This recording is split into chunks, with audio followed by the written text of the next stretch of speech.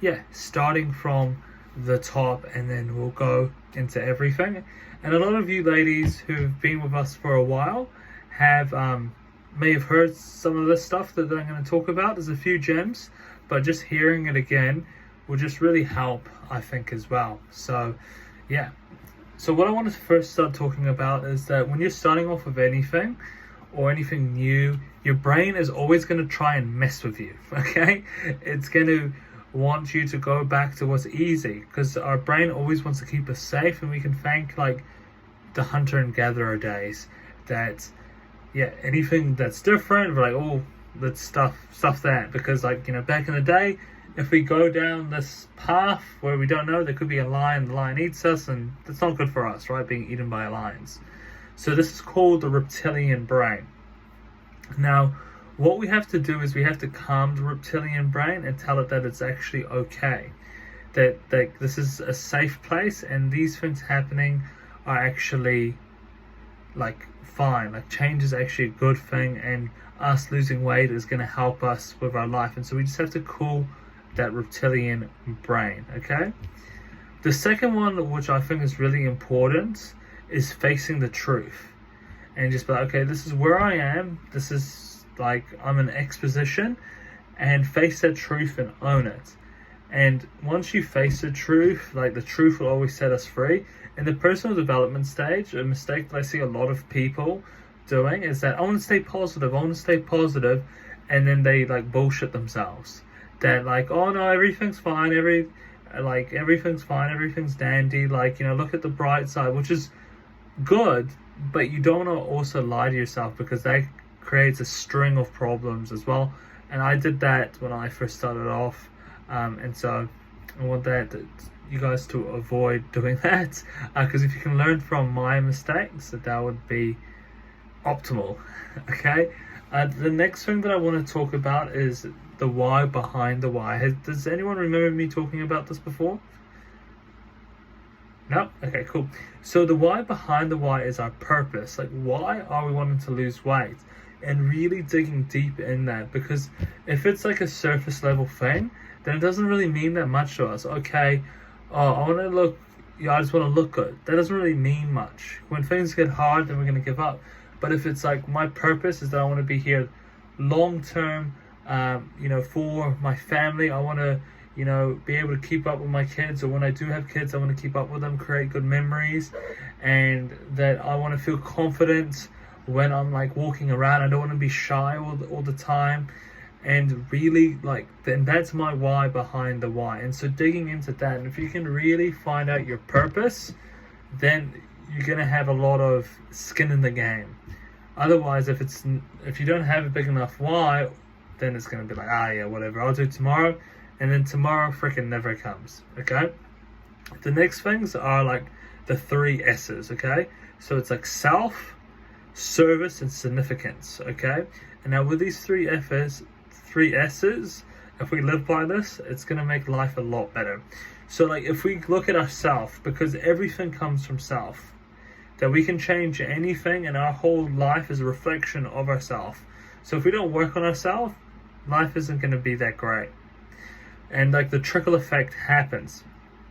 And then we have our service. And so service is like things that, you know, obviously there's work, there's things that we do every day. Like, for example, it could be our partners, it could be our children, it could be our parents, and that's like service.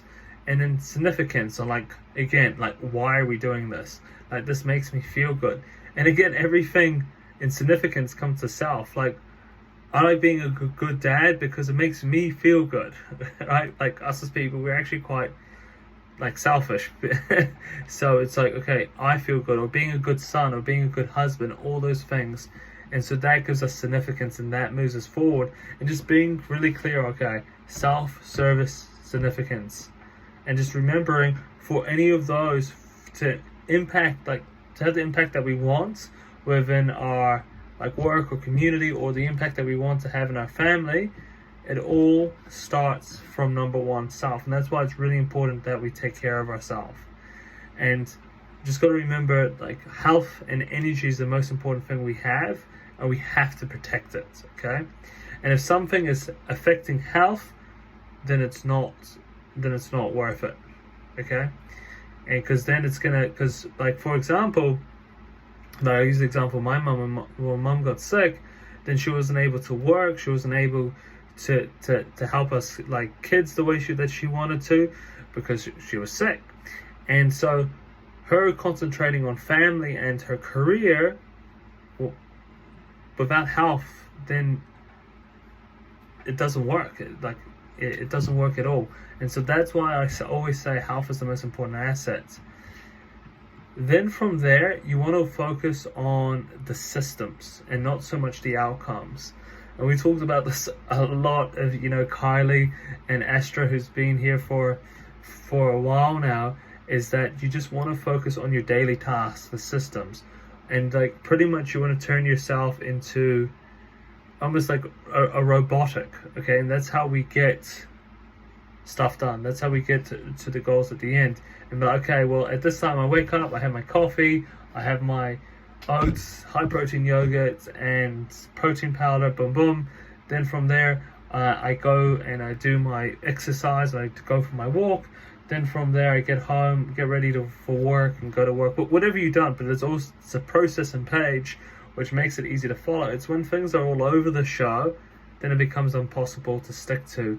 But just make it nice and systematic, and then you get to the goals. Like a famous thing that a guy in the fitness space, who I really look up to, he said something that, humans usually eat 10 to 15 foods regularly, okay? And if we change those 10 to 15 foods, we'll change our physique. So, and just remembering that and really looking at what we're eating and what we can change, all right? Then from there, like a really powerful thing is looking at your values.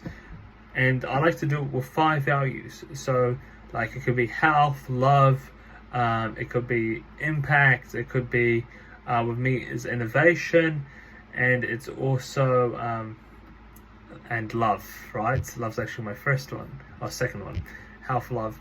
And so with all 5 of those like in place of what your values, then you have something to follow. I was telling Kylie before that I don't want to do, because before, like, my process was I would get on a call with someone, talk to them for 45 minutes and an hour, and then I will see if they want to be a client of Double Digit Coaching.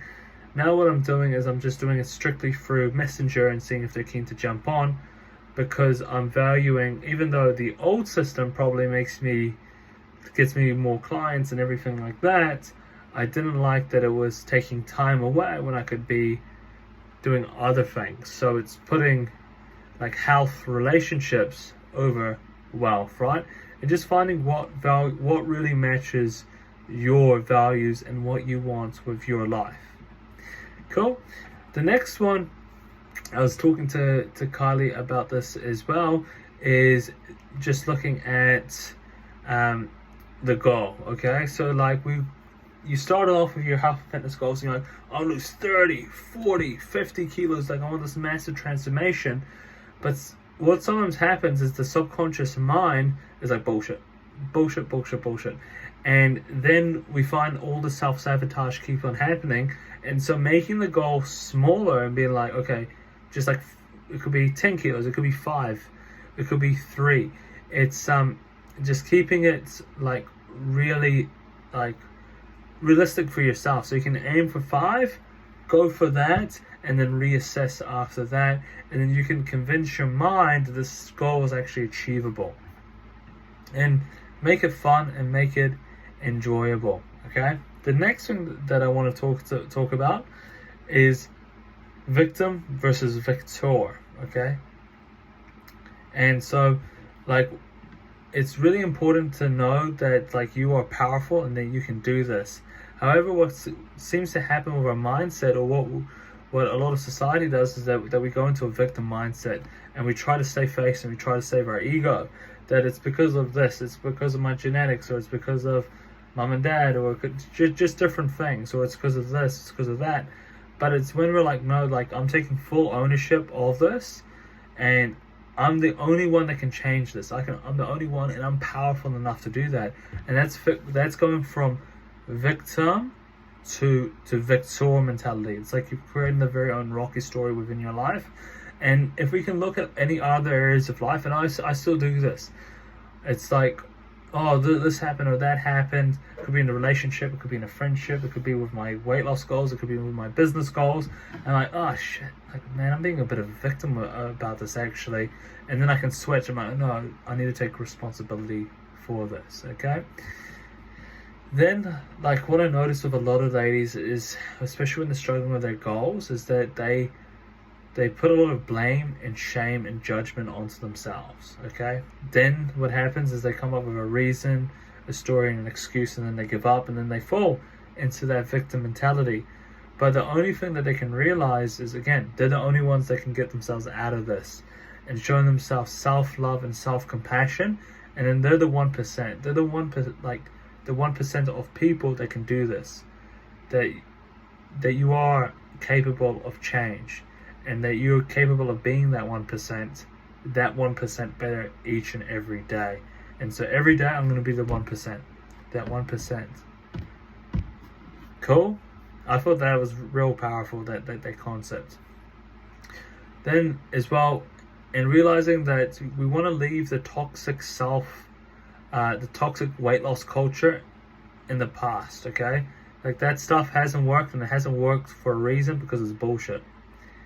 And that, you know, oh, like, you have to look like this, or you have to look like that, or you have to look like a fitness model, or you have to lose 60 kilos in 6 weeks. All this unachievable stuff, and drop down, give me 20, or oh, you're just mucking around, or you're not serious, or you're being lazy, or all this bullshit that they talk about, and they have no idea what they're on about. No, it's actually flipping it and seeing it as a self-love journey. That I'm going to look after myself, I'm going to take care of myself because I love myself, and make it fun and make it freaking enjoyable. Okay, team? And something that I recommend doing, and I know some of us, or good Leanne, have done this in the past, and it's writing a letter to yourself. So writing a letter to your old self, and then writing a letter to the new self, okay? And dating it back from, it's like saying goodbye to the old you, and then saying, you know, in a year's time, of the person that you are, okay? So I do recommend doing that as well. So yeah, that's today's topic. We talked a lot of stuff. I put a lot of things out there, a bit of a DDC crash course, if you will. Yeah, we'll go around biggest learnings, biggest takeaways, and everything like that. And then we can wrap it up, team. So yeah, let's go with you, Kylie.